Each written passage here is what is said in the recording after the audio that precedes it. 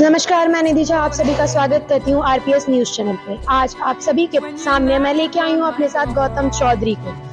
By profession तो वो civil engineer है, पर उन्होंने अपने जीवन में बहुत से अच्छे काम किए।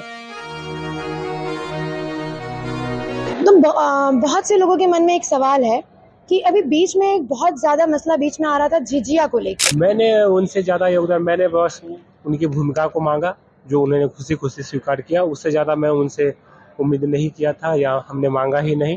अगर मांगते तो शायद उससे बेहतर देते, लेकिन हमने मांगा नहीं क्योंकि हमें जितनी की जरूरत थी मैंने उतना ही मांगा।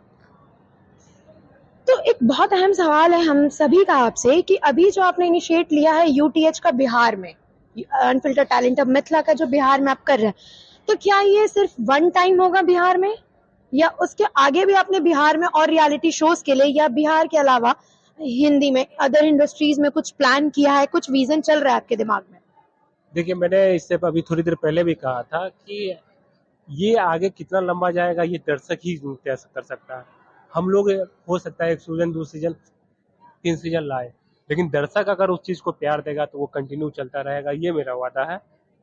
और कुछ आगे भी प्लान चल रहा है हमारी टीम का, वो अभी समय आने पे वो भी बता दिया जाएगा।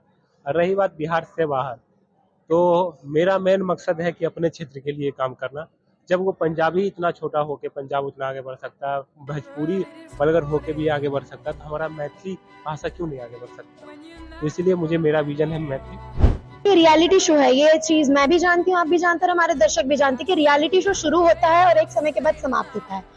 तो ये जो इनिशिएटिव उठाया है, क्या ये आप चाहते हैं लिमिटेड टाइम तक चले या लॉन्ग टर्म रहे? इसका कोई बेनिफिट या कोई आउटकम आप देना चाहते हैं हमारी जनता को? देखिए, पहल हमने किया है, इसे सफलता दर्शक देगी।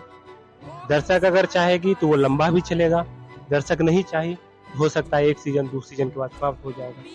क्योंकि जो चीज देखिए हम लोग एक परोस सकते हैं, उसे अच्छे से फिर बेनिफिट में देगा दर्शक। तो दर्शक, मिथिला के दर्शक पर निर्भर रहेगा कि क्या कितना लंबा जाएगा ये चीज। तो जैसे कि अभी आपने जो इनिशिएटिव शो को लेके लिया था, ठीक है, उसके आपके ही कंपटीशन में अभी एक टीम और आई है जिनका विजन कुछ और है बट काम ऑलमोस्ट सेम है। तो बहुत सारे लोगों को कंफ्यूजन इन दोनों चीजों को लेके है कि अनफिल्टर्ड मिथिला और वो कंपटीशन में है। तो क्या आप इन दोनों को स्टेट कर सकते हैं, इनके बीच में जो डिफरेंशिएट है वो बता सकते हैं दर्शक को? पहला चीज तो अपने क्षेत्र का काम करने में मैं नहीं मानता हूँ कि कोई कंपटीशन है। वो भी मैं मैथिल के लिए काम कर रहा है, मैं भी मिथिला के लिए ही काम कर रहा हूँ, तो कंपटीशन जैसी कोई बात नहीं है। हो सकता है भविष्य में हम साथ भी काम करें, तो कंपटीशन नहीं है। और रही बात वो चीजें का, तो उनका काम जो है मेरे अनुभव के हिसाब से वो अभी शॉर्ट मूवी पे ज्यादा फोकस कर रहा है। हमारा मुख्यतः जो है एक टैलेंट शो लाया हो, जिसमें जिसके पास जो भी कुछ है वो रखना है, आपको आना है, मंच हम प्रदान कर रहे हैं, आप अनफिल्टर होके आप आ सकते हैं, ये चीजें।